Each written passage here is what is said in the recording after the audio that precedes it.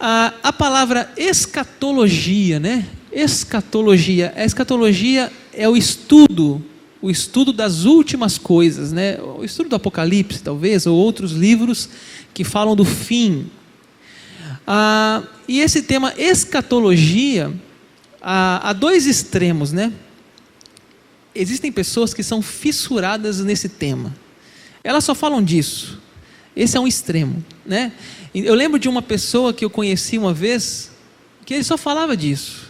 Ele falava muito sobre os judeus, muito sobre a situação lá de Israel, das guerras, dizendo que estava acontecendo, o sinal do fim do tempo, e ele contava os dias, ele contava os sinais, e ele fazia algumas regras de tempo, e eu lembro que ele falava muito comigo sobre esse assunto. Eu via ele já entrava na escatologia, né? Então é aquela pessoa assim que é por um extremo, só pensa nisso. Eu vi uma história de um pastor que ele pregava tanto sobre isso, mas tanto, que chegou um momento que a igreja estava até cansada de tanto ouvir falar desse assunto, sendo que a Bíblia ela tem vários temas, né? Esse é um dos assuntos. Então tem pessoas que são fissuradas nesse assunto, né? Da volta de Jesus, do fim do mundo, do Apocalipse. Então esse é um extremo que a gente realmente não deve estar. Mas existe também um outro extremo, que são aqueles que têm medo de falar do assunto. São aqueles que têm fobia, né, de pensar em Apocalipse. Não, pelo amor de Deus, pastor, eu nunca vou ler esse livro, eu tenho medo do livro, né? Então há dois extremos, aqueles que exageram e falam muito, e também aqueles que não falam nada. Então é importante, irmãos, esse assunto é um assunto recorrente na igreja, na escola dominical. Direto a gente faz algum estudo. Já fiz estudo aqui na igreja de Apocalipse, já fiz estudo aqui na igreja sobre teologia sistemática, o estudo das últimas coisas. Então é um assunto que sempre está passando pela o nosso púlpito, nossa escola dominical.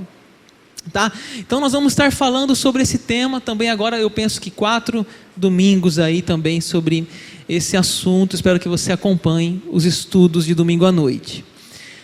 A segunda vinda de Cristo, né? Ou a volta de Jesus. Eu vou usar mais o tema a segunda vinda de Cristo, tá? Às vezes eu vou falar também volta de Jesus, porque na realidade Jesus, ele falou que voltaria, né? Jesus Cristo falou que voltaria. Está lá em João 14:3. Podemos ler juntos esse texto?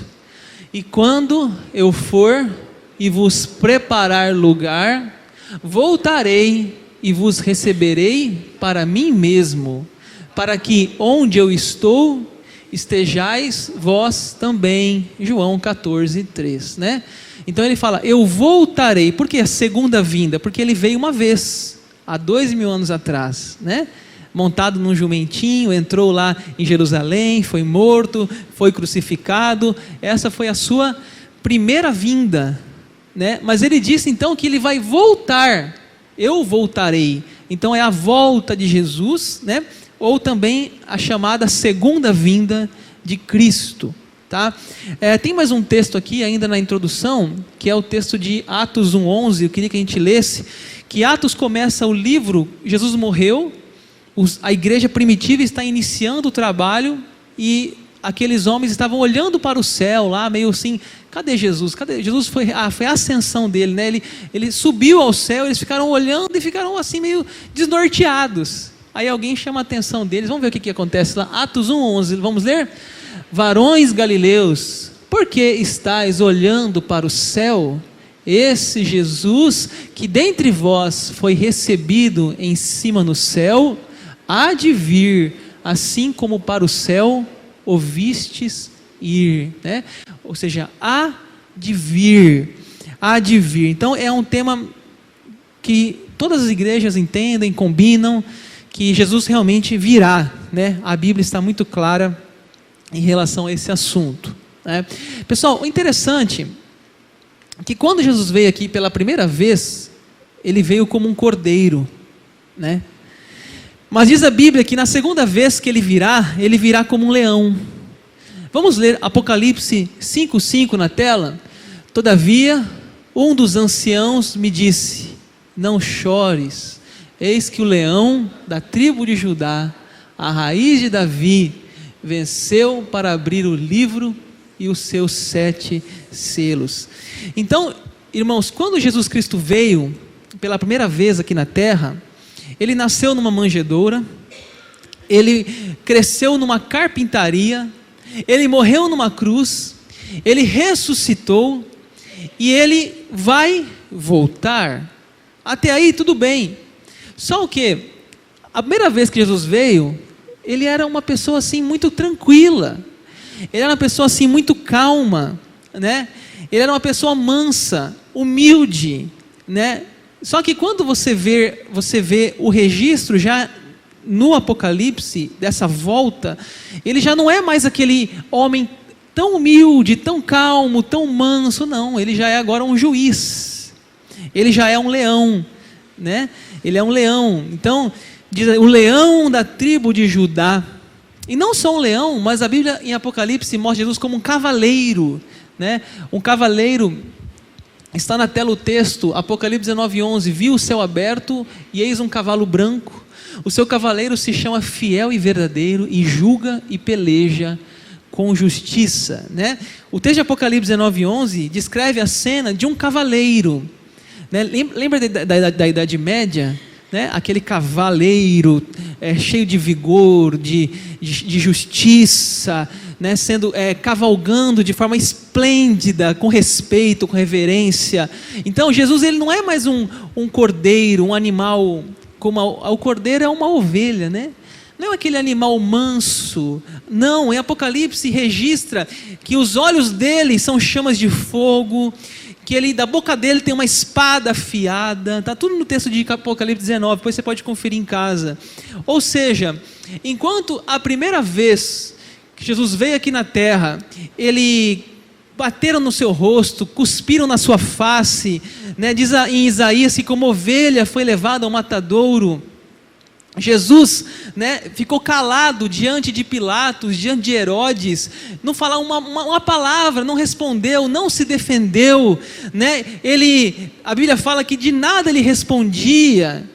Tem um texto na Bíblia que fala assim: profetiza quem te bateu. As pessoas davam um soco nele, as pessoas davam um tapa, davam uma coronhada nele, batia com paus e falava assim: quem te bateu? Você não sabe, Jesus? Profetiza, cuspiam, humilhavam. E ele o quê? Silêncio, silêncio. Ele na cruz falou assim: Pai, perdoa os pecados deles. Eles não sabem o que fazem, né?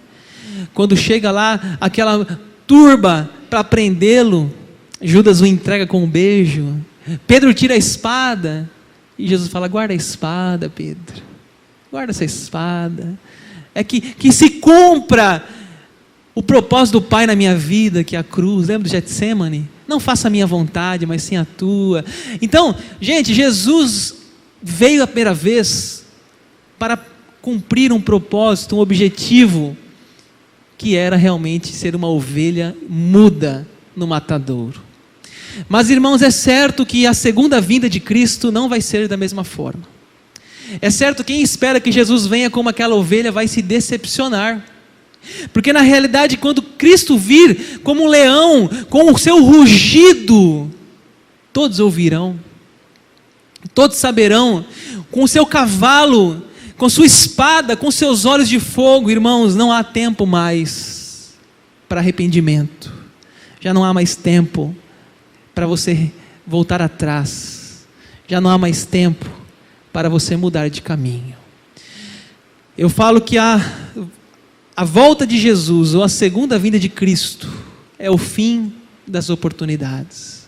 Enquanto Ele não volta, hoje, dia 16 de junho, ainda está aberta as portas da salvação. Ainda Ele é uma ovelha, ainda Ele é um cordeiro que está chamando todos os seus: vinde a mim, todos que estão cansados, todos que estão sobrecarregados, eu vos aliviarei. Ele ainda é essa pessoa humilde, mansa. É o tempo da graça, é o tempo do arrependimento, é hoje, não é amanhã, porque nós não sabemos o dia de amanhã. Todos terão o quê? Irmãos, quando Jesus voltar, ou a segunda vinda de Cristo, ninguém vai dizer assim, eu não sabia. Ninguém vai poder dizer assim, ninguém me falou. Irmãos, hoje, YouTube, Facebook, WhatsApp, Instagram, mensagens, vídeos, fotos, filmes, falando sobre Jesus, falando sobre arrependimento, línguas, dialetos, povos de todo canto recebem hoje pessoas, missionários, Bíblias. Irmãos, quem hoje não ouviu falar de Cristo? Quem? Talvez uma minoria mínima. Mas quantos ouvem todos os dias? Irmão, você sai, às vezes eu na quarta-feira, a gente não tem culto aqui na quarta-feira, às vezes eu passo de carro na quarta-feira, quarta-feira é o dia das igrejas abertas. E eu vou passando aqui em Rondonópolis, eu vou ver tanta igreja, tanta placa, eu falo, não sabia que tem tanta igreja nessa cidade não. Irmãos, o Evangelho está em todo canto. O Evangelho está nas faculdades, nas escolas, está em todos os lugares, está nas mídias, está na televisão. Você hoje passa canal, é canal de igreja tal, tá certo que muitos são horríveis e péssimos, mas tem lá, tem rádio, você vai passando rádio, tem várias e várias rádios evangélicas. Quem não ouviu falar de Cristo? A questão, irmãos, não é ouvir, mas é recebê-lo como seu suficiente Senhor e Salvador. Todos terão oportunidade, ninguém vai dizer, Jesus, eu não sabia, eu não ouvi, eu não vai ter isso.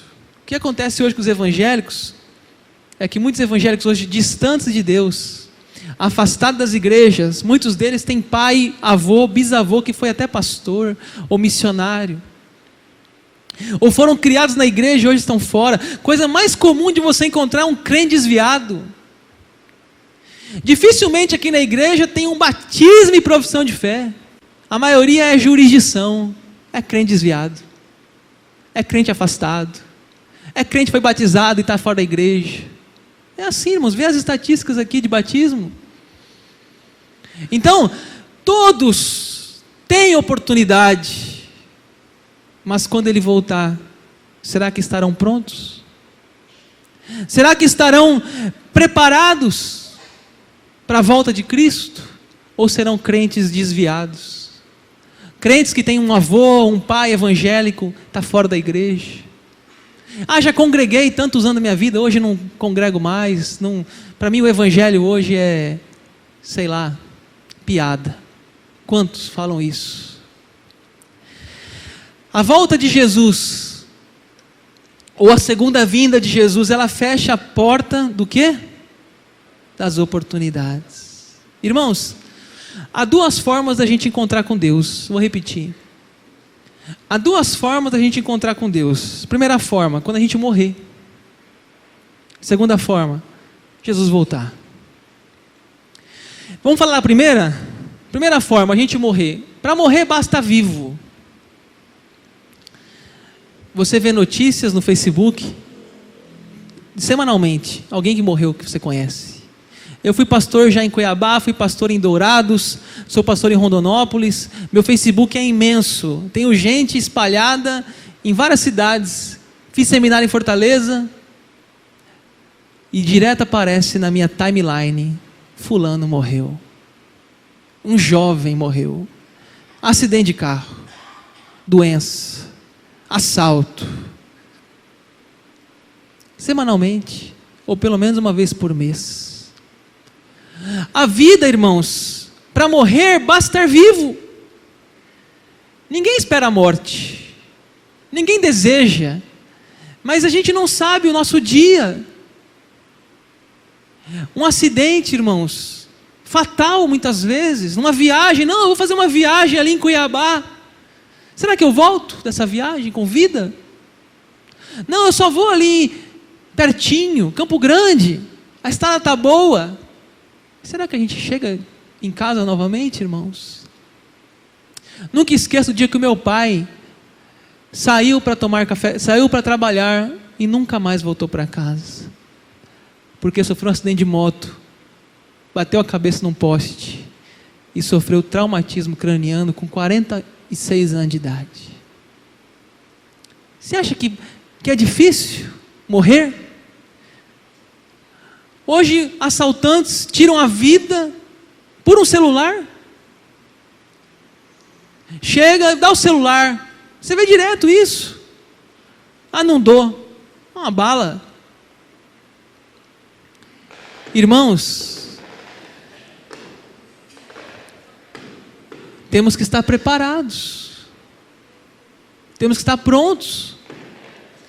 Olha, eu vou em velórios. O que é isso aí, gente? Hã?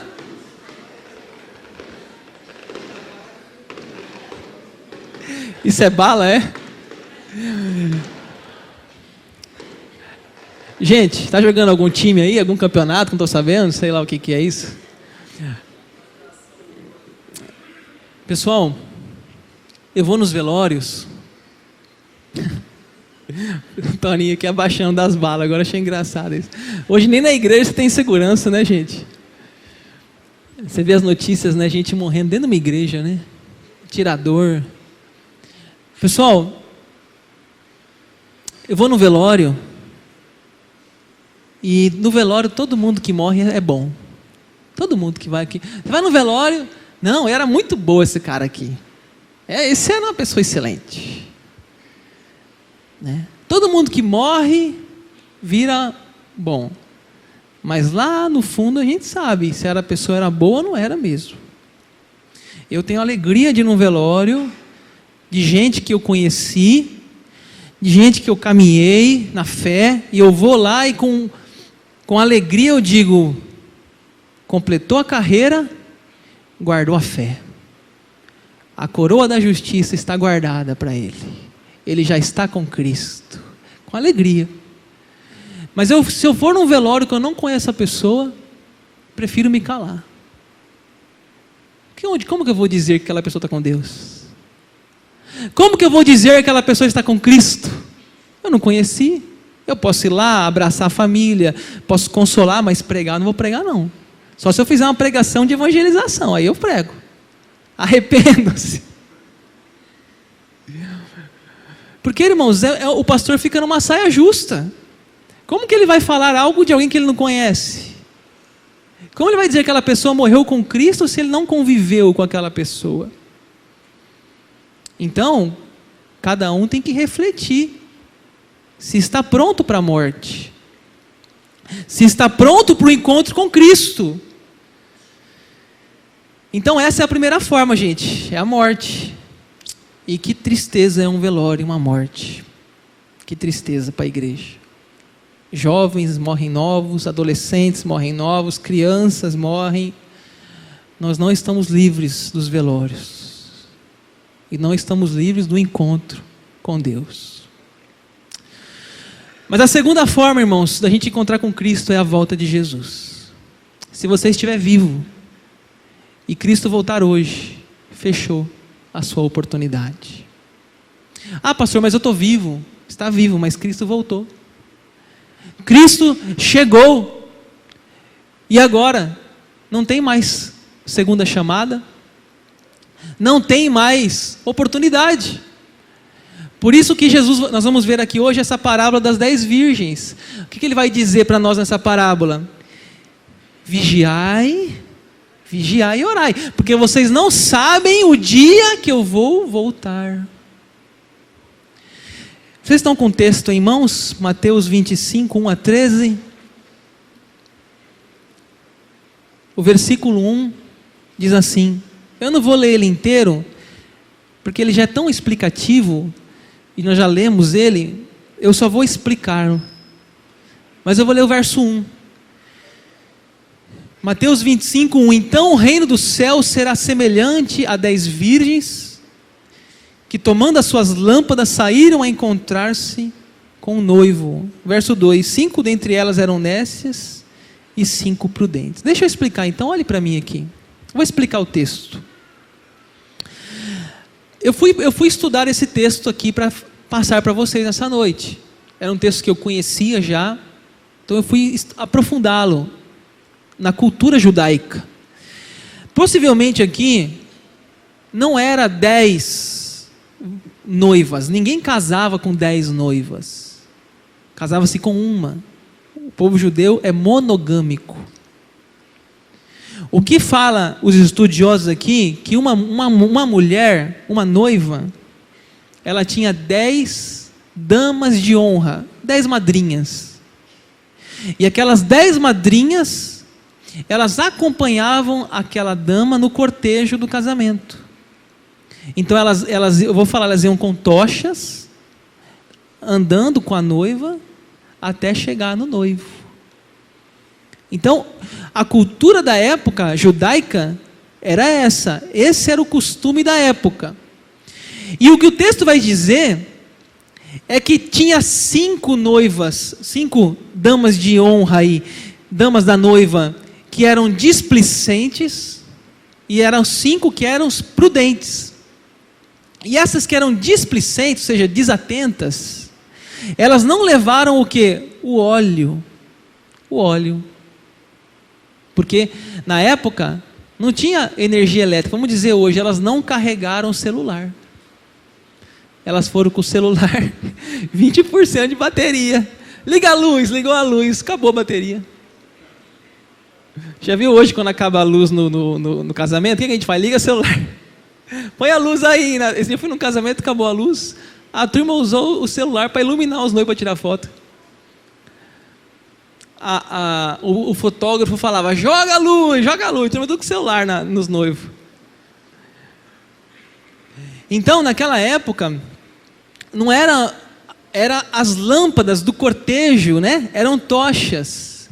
Essas tochas eram longas, com trapos encharcados de óleo, né? E esses óleos, então, encharcados, brilhavam, iluminavam o cortejo nupcial. Elas iam iluminando o caminho para que a noiva chegasse ali, naquele casamento. E diz ainda o estudo judaico, que de 15 em 15 minutos, deveriam colocar mais óleo. Encharcar 15 e 15 minutos. Tinha que colocar óleo. E assim, tinham óleos, as prudentes, né, as virgens prudentes, ou as damas prudentes, elas levavam óleo reserva. Hoje não tem no celular aquela bateria reserva, vocês já viram isso que os adolescentes têm? Os adolescentes têm uma bateriazinha assim, ó, que é cada bateria se conecta na outra. Aí tem mais uma carga ainda, tem aquelas que dá até 3 cargas. É isso que é usar o celular, né? 3 cargas num dia, né? Então, essas prudentes, elas levaram óleo a mais. E de repente, irmãos, o que aconteceu? O noivo, à meia-noite, né? Até fala que o texto fala que foi à meia-noite, né? O que pode ter acontecido aqui? Um atraso do noivo. Por quê? Porque naquela época, para casar, tinha que pagar um dote. Imagine hoje, né? Se eu fosse casar com a Bel na época, eu não tinha nada. Aí tinha que dar um dote ainda. Estava zerado. Então, na cultura judaica, o noivo pagava-se ainda para casar com o pai dela. E assim, irmãos, o noivo pode ter atrasado. Aí o noivo diz então que chegou lá meia-noite atrasado, e elas estavam esperando, né? 9 horas da noite, 10 horas da noite, 11 horas da noite, e nada do noivo chegar. Diz a Bíblia que elas adormeceram. Dormiram as 5, né? 5 dormiram. E por elas ter dormido, elas não tinham óleo naquela hora. Não tinham óleo. Aí o texto fala, né? O texto fala assim, vai comprar, sai para comprar óleo. E diz a Bíblia, no capítulo 25, se você quiser conferir, olha o verso 9.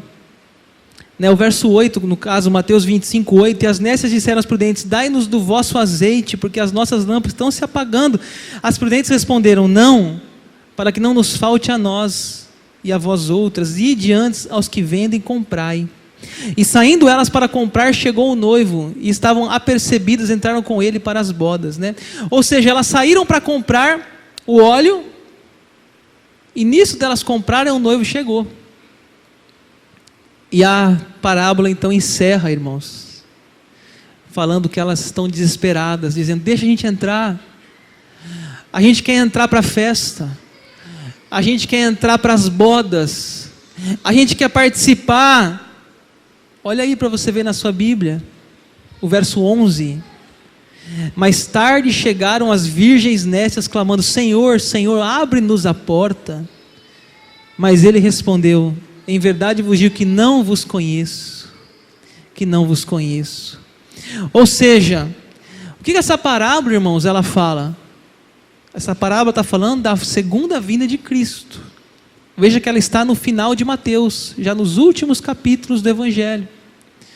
E ela está também no contexto de parábola dos talentos e também na história do grande julgamento final. Então veja que é uma parábola que fala do fim dos tempos. Veja que é uma parábola que está relacionada à volta de Cristo. Será que nós somos que tipo de dama? Somos as prudentes? Ou somos as displicentes? As que estão, as nécias, as que não estão preparadas. Irmãos, o que Jesus está dizendo aqui é que Ele é o noivo e a igreja são as virgens, são as damas. A igreja somos nós que aguardamos. Será que você está em que lugar nessa parábola? Você é do lado das prudentes ou você é dos lados das nécias? Irmãos, o tema da parábola é que Jesus vai voltar. E se você não tiver óleo, se você tiver que sair para comprar óleo ou azeite, talvez não dê tempo de voltar mais. Talvez as portas da festa se fecham. E você fica para fora, você fica para trás. É isso que está falando esse texto, do desespero, de bater na porta, dizer eu quero entrar, deixa eu participar, mas não dá para entrar mais. Fechou-se a porta das oportunidades. Tem um texto interessante, irmãos, aqui passa para mim aí. Um texto que fala da rotina da vida. Vamos ler lá na tela, Lucas 17, verso 26 a 30. Vamos lá? Assim como foi nos dias de Noé, será também nos dias do Filho do Homem. Comiam, bebiam, casavam e davam-se em casamento, até o dia em que Noé entrou na arca, e veio o dilúvio e destruiu a todos. O mesmo aconteceu nos dias de Ló. Comiam, bebiam, compravam, vendiam, plantavam e edificavam. Mas no dia em que Ló saiu de Sodoma, choveu do céu fogo e enxofre e destruiu a todos. Assim será no dia em que o Filho do Homem se manifestar. O que é isso, irmãos? A rotina. Comia, bebia, dormia, acordava, saía, voltava. Rotina, casamentos, rotina da vida. E sem perceber, as coisas de Deus vão sendo esquecidas. Sem perceber, os homens, as mulheres, os adolescentes, os jovens estão tão envolvidos nas coisas da vida que esquecem da volta de Cristo, que não estão preparados para a volta de Cristo. Eu já estou indo para o final. Como saber o dia? Mas pastor, que dia vai ser para eu ficar preparado? O que está escrito lá em Mateus 24:36? Vamos ler? Mas a respeito daquele dia e hora, ninguém sabe, nem os anjos do céu, nem o Filho, senão o Pai. Olha, várias pessoas já tentaram dizer que dia que Jesus ia voltar. Teve uma pessoa que disse que Jesus ia voltar no dia 21 de maio de 2011, porque ele fez uma conta de 7.000 anos desde o dilúvio, e não aconteceu. 21 de maio de 2011.